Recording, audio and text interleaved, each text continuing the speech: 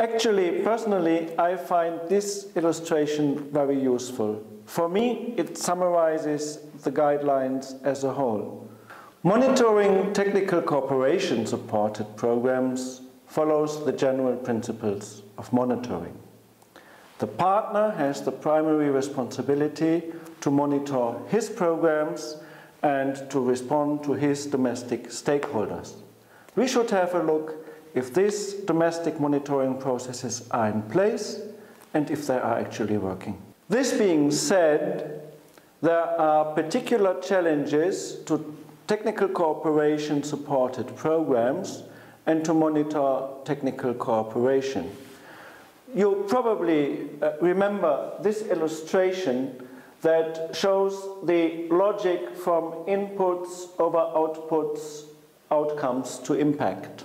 Monitoring of technical cooperation support will have to look into all links of the results chain presented.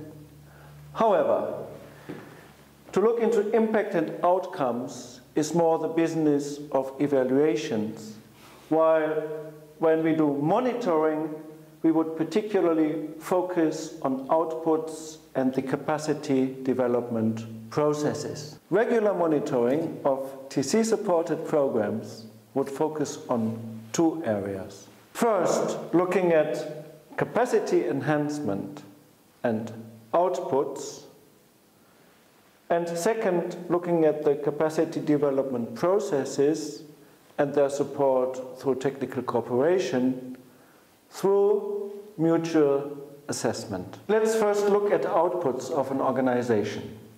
They can be services provided, like children taught, children vaccinated, or a regulation drafted. For us, outputs can serve as a very good proxy of capacity of an organization. But second, organizational capacity can also be monitored. New business processes can be monitored, and even less tangible elements like quality of leadership can be measured through surveys among staff. But what about capacity development processes and inputs? We have stressed all along the guidelines it needs two to tango. So it's not good enough just to monitor our technical cooperation external inputs.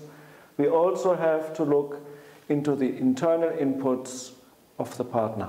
This is why we stress the importance of mutual performance assessments between the technical assistants and the partner. This dialogue is essential to learn from the past and to improve performance in the future. Actually, in the guidelines in Annex 5 on page 81, you find an actual format how to conduct such a mutual performance dialogue, which personally I find very useful because it gives you also guidance how to apply this in your context.